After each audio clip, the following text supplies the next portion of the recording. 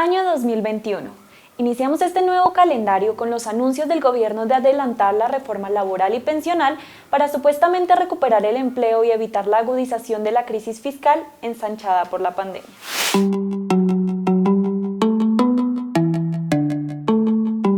Como siempre sucede en nuestra sociedad, la pita revienta por el lado más frágil. En este caso, por los sectores populares, quienes una vez más verían afectados sus condiciones de trabajo e ingresos. El facilismo de quienes detentan el poder en Colombia no puede ser más grosero, lo cual no es casual, pues siempre protegen los intereses de su clase. Al fin y al cabo, para eso es el poder.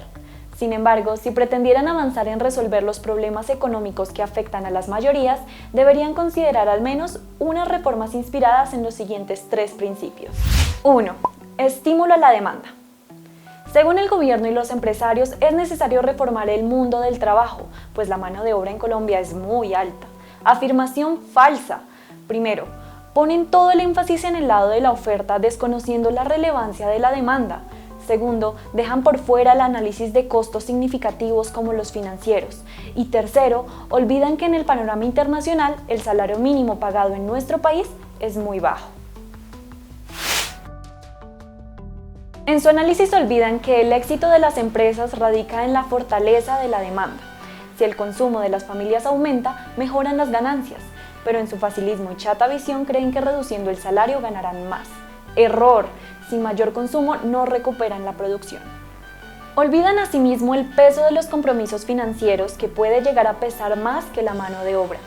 Con una banca que recibe del Banco de la República los créditos al 1.75% por año, prestan al 12% e incluso al 14% por año.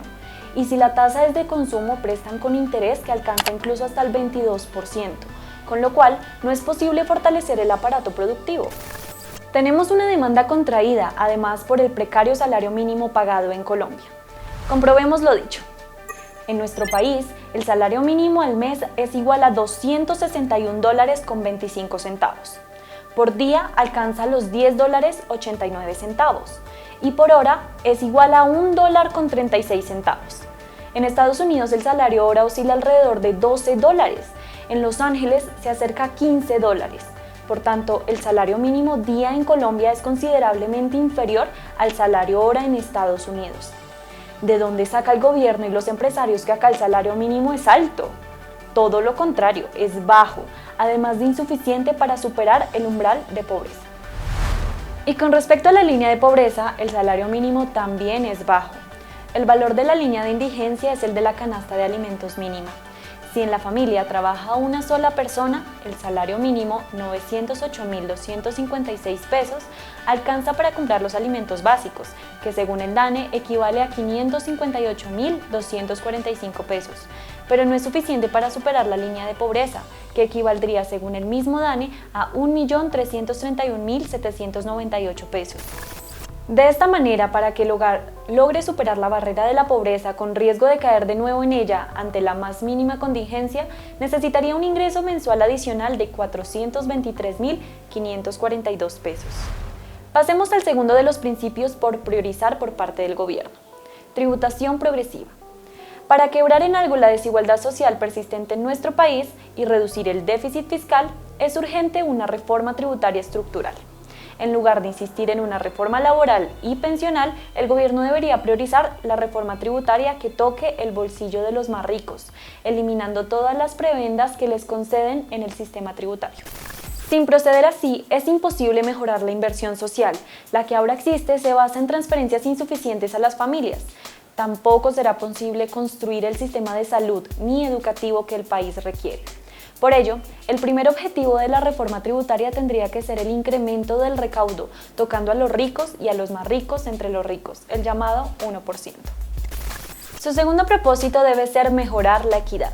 Cuando la distribución de ingresos y de la riqueza es tan desigual como sucede en Colombia, el sistema tributario es el mejor instrumento para reducir la concentración de la riqueza.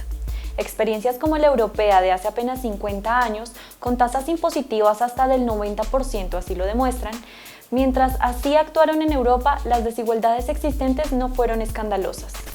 Pero no hay peor ciego que el que no quiere ver. A pesar del discurso a favor de la equidad, en Colombia no se avanza. y al contrario, en las últimas estadísticas del DANE se observa un aumento en la desigualdad. Por ello, mientras que los impuestos para los ricos continúen siendo tan bajos, no habrá recursos para financiar proyectos como el de la renta básica, que busca garantizar los ingresos necesarios para que las personas superen el umbral de pobreza. Y para finalizar, el tercer principio, ordenamiento territorial y economía verde. Es urgente adelantar un adecuado ordenamiento territorial y el paso inmediato es la consolidación del catastro multipropósito. Esta dinámica se inscribe en una estrategia de largo plazo que es la economía con cuidado y prioridad ambiental. La dependencia de los hidrocarburos y de la minería y el pésimo manejo hecho por el país de los excedentes reunidos en las épocas de bonanza obliga a repensar el modelo de desarrollo. La producción sostenible exige modificar de manera radical la matriz energética. En este propósito, la minería ilegal y el narcotráfico son dimensiones centrales del ordenamiento del territorio. En el caso de la coca, es inútil continuar con la política prohibicionista. El país está en mora de legalizar y regularizar la producción de coca y marihuana. Mientras estos cultivos permanezcan en la ilegalidad, siempre existirán grupos armados protegiéndolos, además de un Estado sin legitimidad suficiente, así como una corrupción galopante. Sin este avance, la vida de los líderes sociales estará siempre en riesgo. Todo esto nos indica que el asunto de la tierra es el principal problema político de la sociedad colombiana. Estas reformas, como queda claro, no se lograrán sin la presión de las mayorías sociales.